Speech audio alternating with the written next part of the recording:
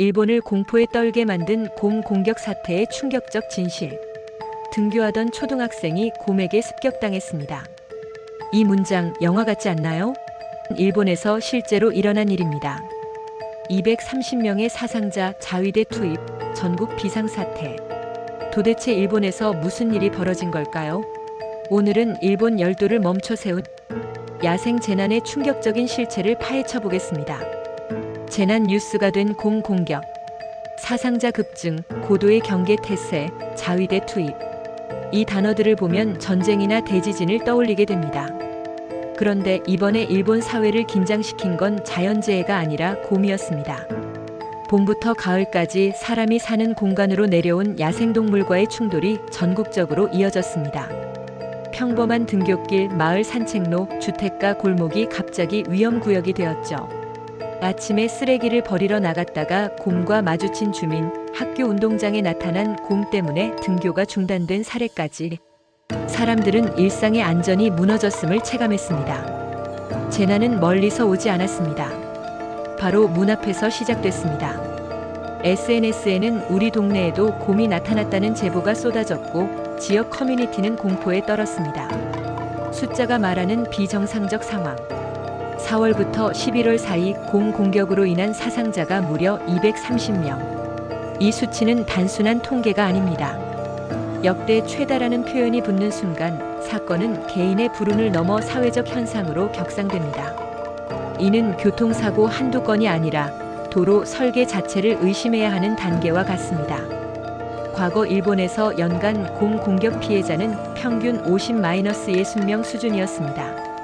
그런데 이번에는 그 4배가 넘는 피해가 발생한 겁니다.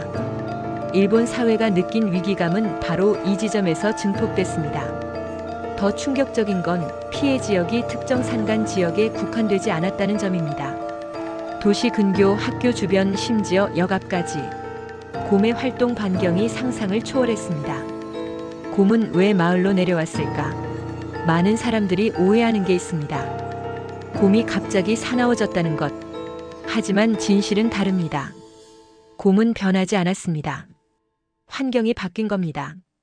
첫째, 기후변화로 도토리 등 자연 먹이가 크게 감소했습니다. 곰들은 먹이를 찾아 더 넓은 지역을 돌아다녀야 했죠. 둘째, 산림관리 공백이 커졌습니다. 고령화로 산을 관리하는 사람이 줄어들면서 곰의 활동을 통제할 장치가 사라졌습니다. 셋째, 인구 감소로 사람이 떠난 농촌과 산간 지역이 늘어났습니다. 이는 사람이 물러난 자리에 야생이 다시 들어온 그림입니다. 비어있는 집에 바람이 먼저 드는 것처럼 비어있는 땅에는 야생이 먼저 도착합니다. 결국 곰은 침입자가 아니라 변화된 환경에 적응하려는 야생동물일 뿐이었습니다. 문제는 그 적응 과정이 인간과 충돌한 것이죠. 자위대까지 투입된 이유. 곰 한 마리 잡는데 자위대까지. 이렇게 생각할 수 있습니다. 하지만 자위대의 투입은 과잉 대응이 아니었습니다. 광범위한 지역에서 동시에 위험이 발생할 때 필요한 국가적 장치였습니다. 수색, 통제, 주민보호, 정보 공유를 한 번에 움직일 수 있는 조직은 한정돼 있습니다. 이는 산불이 번질 때 헬기와 대규모 인력이 동시에 필요한 것과 같습니다. 문제는 곰 한 마리가 아니라 동시다발적 위험이었습니다. 한 지역에서 곰을 포획하는 동안 다른 지역에서 또 다른 곰이 나타나는 상황. 지방자치단체의 인력만으로는 대응이 불가능했습니다. 자위대의 조직력과 장비 그리고 24시간 대응 체계가 절실했던 겁니다. 피해를 키운 진짜 요인. 가장 큰 위험은 예측 불가능이었습니다. 곰은 일정한 시간표로 움직이지 않습니다. CCTV와 순찰로 통제하던 기존 방식은 한계에 부딪혔습니다. 주택가, 학교 인근, 역 주변까지 활동 범위가 겹치며 경보의 신뢰도도 흔들렸습니다. 경보가 잦아질수록 사람들은 둔감해집니다. 화재 경보가 자주 울리면 진짜 불에도 늦게 반응하는 것과 같은 원리입니다. 실제로 한 지역에서는 또 곰 경보네라며 대수롭지 않게 생각하다가 실제로 곰과 마주친 사례도 있었습니다. 늑대가 나타났다고 거짓말하던 양치기 소년처럼 경보 시스템 자체가 신뢰를 잃어버린 겁니다. 인간 중심 설계의 한계. 도시는 오랫동안 사람만의 공간으로 설계되어 왔습니다.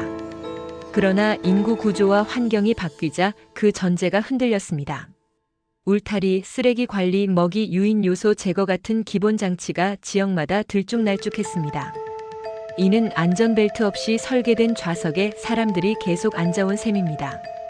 사고는 우연처럼 보이지만 구조는 이미 위험했습니다. 특히 고령화된 마을에서는 쓰레기 처리조차 제대로 이루어지지 않아 곰을 유인하는 요소가 많았습니다. 우리 동네는 괜찮겠지라는 안일한 생각이 피해를 키웠습니다. 야생과 인간의 경계를 다시 설계해야 할 시점이 온 겁니다. 일본이 선택한 해결책. 일본 정부는 강경 대응만으로는 해결할 수 없다는 걸 깨달았습니다.